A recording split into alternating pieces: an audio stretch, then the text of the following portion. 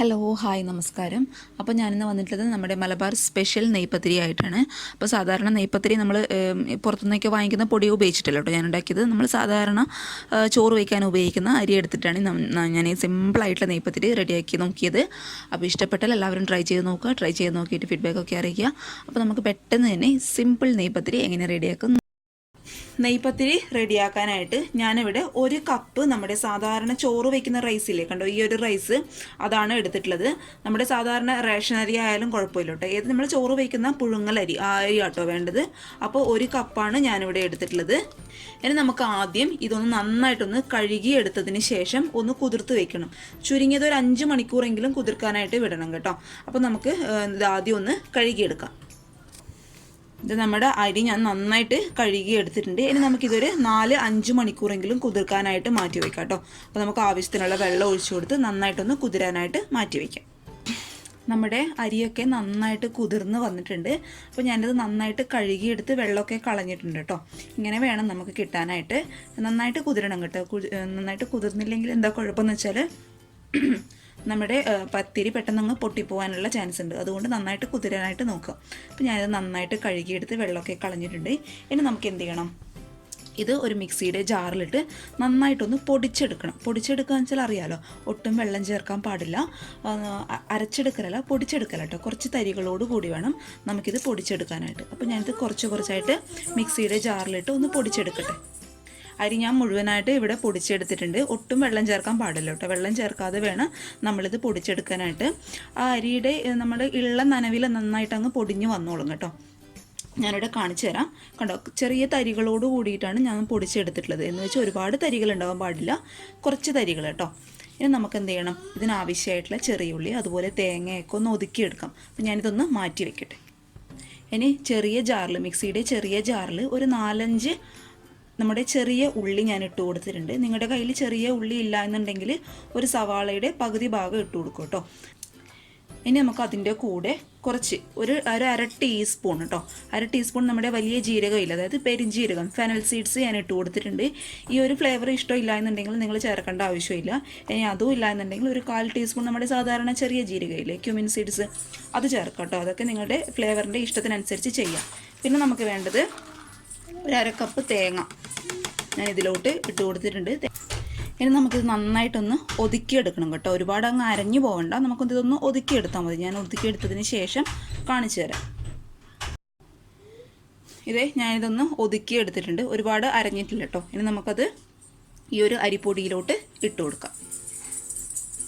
അപ്പോൾ ആ ഒതുക്കിയ തേങ്ങ ഞാൻ ഇട്ട് കൊടുത്തിട്ടുണ്ട്. ഇനി നമുക്ക് എന്ത് ചെയ്യണം, ഇതിന് ഈ പത്തിരിക്ക് ആവശ്യമായിട്ടുള്ള ഉപ്പ്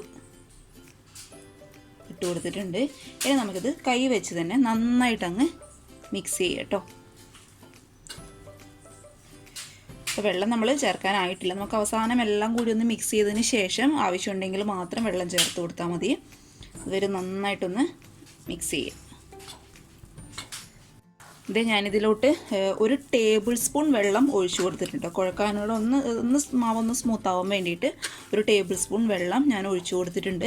അപ്പോൾ വെള്ളം ഒഴിക്കുമ്പോൾ നിങ്ങൾ എപ്പോഴും ശ്രദ്ധിക്കേണ്ട കാര്യം, വെള്ളത്തിൻ്റെ ആ ഒരു അളവെന്ന് പറയുന്നത് ഒരിക്കലും കൂടിപ്പോകാൻ പാടില്ല. കൂടിപ്പോയി കഴിഞ്ഞാൽ നമ്മുടെ അപ്പം പൊങ്ങി വരത്തില്ല, പിന്നെ പെട്ടെന്ന് പൊട്ടിപ്പോവുകയും ചെയ്യും. അതുകൊണ്ട് വെള്ളം ആവശ്യത്തിന് മാത്രം ചേർത്ത് കൊടുത്താൽ മതി കേട്ടോ. നന്നായിട്ട് കൈവച്ച് അങ്ങ് മിക്സ് ചെയ്യുക. മാവ് ഞാൻ നന്നായിട്ട് കുഴച്ചെടുത്തിട്ടുണ്ട്. ഇനി നമുക്കിത് അപ്പം ചൂടാനായിട്ട് തുടങ്ങാം, പത്തിരി ചൂടാനായിട്ട് തുടങ്ങാം. നമുക്കിത് റെസ്റ്റ് ചെയ്യാൻ വെക്കേണ്ട ആവശ്യമൊന്നുമില്ല കേട്ടോ, അപ്പോൾ തന്നെ ചുട്ടെടുക്കാം. അപ്പോൾ നമുക്ക് എന്ത് ചെയ്യാം, ഇതിനാവശ്യമായിട്ടുള്ള എണ്ണയൊക്കെ ഒന്ന് ചൂടാക്കിയെടുക്കാം. അപ്പോൾ ഇത് നമുക്ക് പത്തിരി ചൂടാനായിട്ട് തുടങ്ങാം. അതിനായിട്ട് ഞാൻ ഓയിൽ ഒരു പാത്രത്തിൽ വെച്ച് നന്നായിട്ട് ചൂടാക്കുന്നുണ്ട്. അതിനിടയിൽ നമുക്ക് മാവ് പരത്തിയെടുക്കട്ടെ. ഞാനിപ്പോൾ ഇവിടെ ഫോയിൽ പേപ്പറിലാണ് ഇത് പരത്തിയെടുക്കുന്നത്. നാട്ടിലൊക്കെ ആണെങ്കിൽ വാഴയിലയിൽ പരത്തിയെടുക്കുമ്പോൾ കൂടുതലും നല്ലതായിരിക്കും. അപ്പോൾ ഫോയിൽ പേപ്പറിൽ കുറച്ച് എണ്ണ തടവി കൊടുത്ത് കുറച്ചിത് ഈ ഒരു സൈസിലൊക്കെ ഉരുളയെടുത്ത് ഇതിൽ വെച്ച് കൊടുക്കുക. എന്നിട്ട് നമ്മുടെ കൈയുടെ ഈ ഭാഗമില്ലേ, അത് വെച്ചിട്ട് നമ്മൾ അടയൊക്കെ പരത്തിയെടുത്തില്ലേ, ആ രീതിയിൽ അങ്ങ് പരത്തിയെടുക്കുക.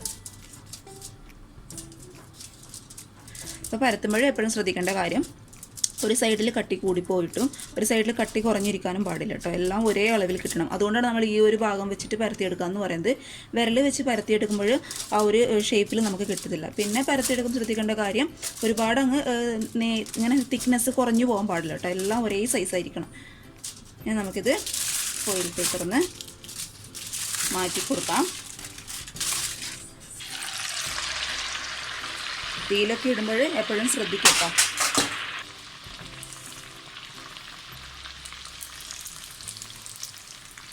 ഉണ്ടോ, നന്നായിട്ട് അങ്ങ് പൊങ്ങി വരുന്നുണ്ട്. ഇനി നമുക്ക് നേരെ തിരിച്ചിട്ട് കൊടുക്കാം. അപ്പോൾ വാട്ടർ കണ്ടൻറ്റ് കൂടുതലാണെങ്കിൽ എന്താ കുഴപ്പമെന്ന് വെച്ചാൽ ഇതിങ്ങനെ പൊങ്ങി വരത്തില്ല. കൂടാതെ എന്ത് ചെയ്ത് പെട്ടെന്ന് ഇതങ്ങ് പൊട്ടിപ്പോവാനും ചാൻസ് ഉണ്ട്. അപ്പോൾ ഇത് നല്ല ക്രിസ്പി ആയിട്ടുള്ള, കണ്ടോ, നല്ല ക്രിസ്പി ആയിട്ടുള്ള പത്തിരി കേട്ടോ. ഇതൊക്കെ ചൂടോട് കൂടി കഴിക്കുകയാണെങ്കിൽ ഉണ്ടല്ലോ ഒരു രക്ഷയുണ്ടാവില്ല.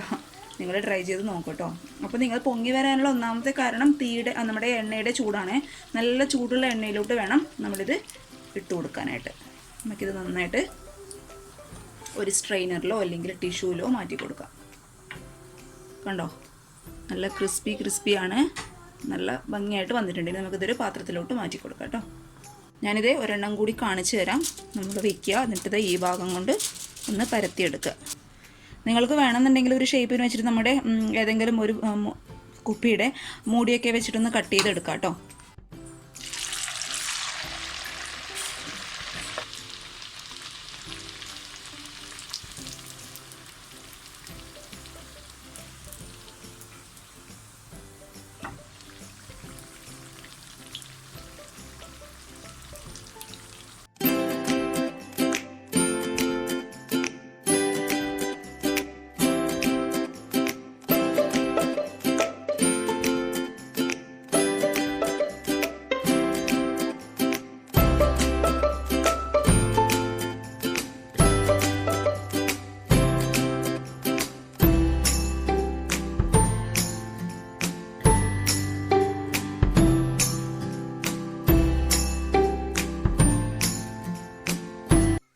ഇത് ഞാൻ മുഴുവനായിട്ട് ചുട്ടെടുത്തിട്ടുണ്ട്, കംപ്ലീറ്റ് ആയിട്ട് കാണിച്ചിട്ടുണ്ട്. അപ്പോൾ വീഡിയോ ഒരുപാട് ലെങ്തായി പോവും.